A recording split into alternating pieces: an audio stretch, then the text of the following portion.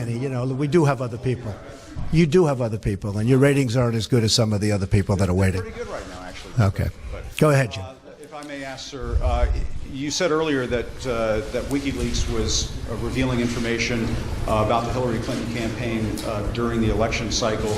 You welcomed that. At one, I was okay with it. You said you loved WikiLeaks.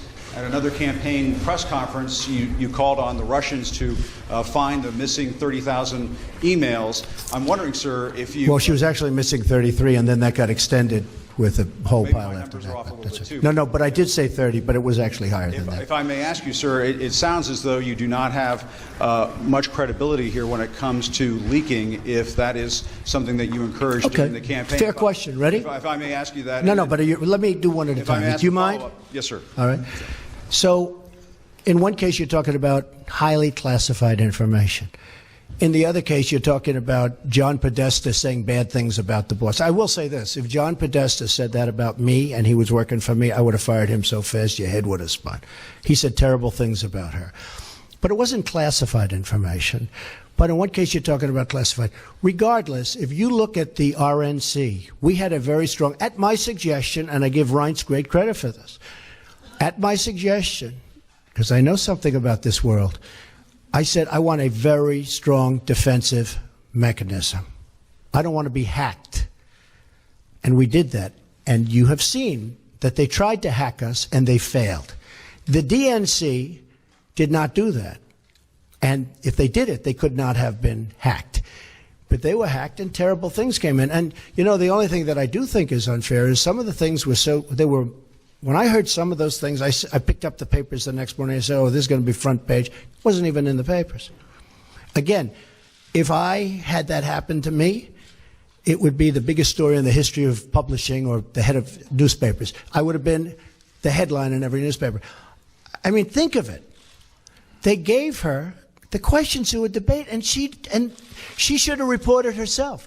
Why didn't Hillary Clinton announce that, I'm sorry, but I have been given the questions to a debate or a town hall, and I feel that it's inappropriate, and I want to turn in CNN for not doing a good job. And if I may follow up on that, just something that Jonathan Karl was asking you about. You said that the leaks are real, but the news is fake. I guess I don't understand. It seems that there's a disconnect there. If the information coming from those leaks is real, then how can the stories be fake? No, the reporting is fake. And if I may ask, I just want to ask Jim, you know what it is? Here's the thing. The public isn't, you know, they read newspapers, they see television, they watch. They don't know if it's true or false because they're not involved. I'm involved. I've been involved with this stuff all my life. But I'm involved. So I know when you're telling the truth or when you're not. I just see many, many untruthful things. And I'll tell you what else I see. I see tone. You know the word tone. The tone is such hatred. I'm really not a bad person, by the way. No, but the tone is such, I do get good ratings, you have to admit that. The tone is such hatred. I watched this morning a couple of the network, and I have to say, Fox and Friends in the morning, they're very honorable people. They're very, not because they're good, because they hit me also when I do something wrong, but they have the most honest morning show. That's all I can say. It's the most honest. But the tone, Jim, if you look, the hatred, I mean, sometimes somebody gets, well, you look at your show that goes on at 10 o'clock in the evening. You just take a look at that show. That is a constant hit. The panel is almost always exclusive anti-Trump. The good news is he doesn't have good ratings. But the panel is almost exclusive anti-Trump. And the hatred and venom coming from his mouth, the hatred coming from other people on your network. Now, I will say this. I watch it. I see it. I'm amazed by it. And I just think you'd be a lot better off. I honestly do. The public gets it, you know. Look, when I go to rallies, they turn around, they start screaming at CNN. They want to throw their placards at CNN. You know, I think you would do much better by being different. But you just take a look. Take a look at some of your shows in the morning and the evening. If a guest comes out and says something positive about me, it's brutal. Now, they'll take this news conference. I'm actually having a very good time, okay? But they'll take this news conference. Don't forget, that's the way I won.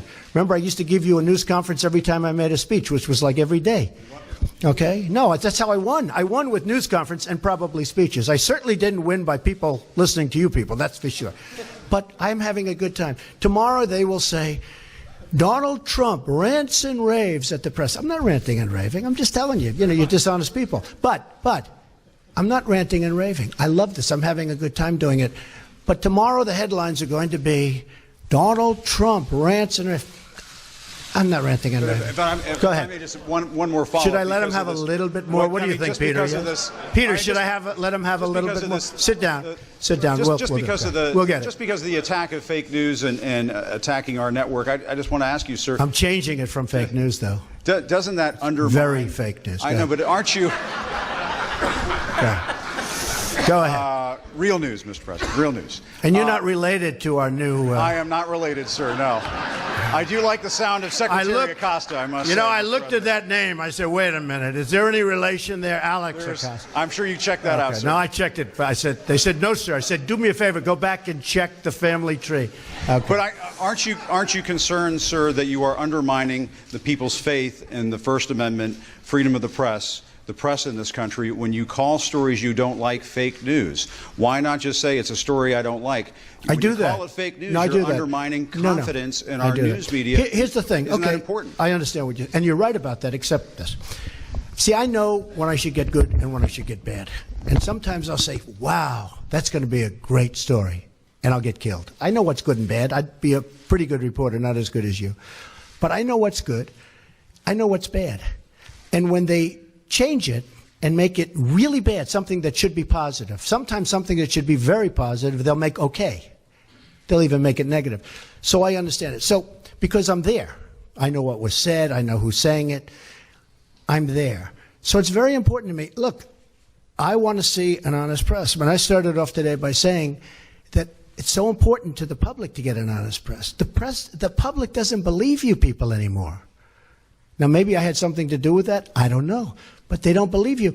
If you were straight and really told it like it is, as Howard Cosell used to say, right? Of course, he had some questions also. But if you were straight, I would be your biggest booster. I would be your biggest fan in the world, including bad stories about me. But if you go, as an example, you're CNN, I mean, it's story after story after story is bad. I won. And the other thing, chaos. There's zero chaos. We are running, this is a fine-tuned machine. And Reince happens to be doing a good job, but half of his job is putting out lies by the press. I said to him yesterday, this whole Russia scam that you guys are building so that you don't talk about the real subject, which is illegal leaks. But I watched him yesterday working so hard to try and get that story proper. And I'm saying, here's my chief of staff, a really good guy, did a phenomenal job at RNC. I mean, he won the election, right? Won the presidency. We got some senators. We got some all over the country. You take a look. He's done a great job. And I said to myself, and I said to somebody that was in there, I said, you take a look at Reince. He's working so hard just putting out fires that are fake fires. I mean, they're fake. They're not true. And isn't that a shame? Because he'd rather be working on health care.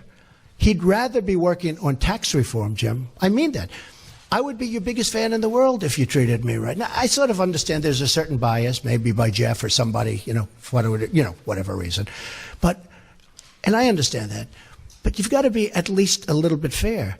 And that's why the public sees it. They see it. They see it's not fair. You take a look at some of your shows, and you see the bias and the hatred. And the public is smart. They understand it. Okay, yeah, go ahead. Go ahead. All the boys for Trump yelling mega. All the girls for Trump yelling mega. All the veterans for Trump yelling mega. Stand up, get the mega yelling louder. Make America great again. Make America great again. Make America great again. Great again. Great again. Make it great again.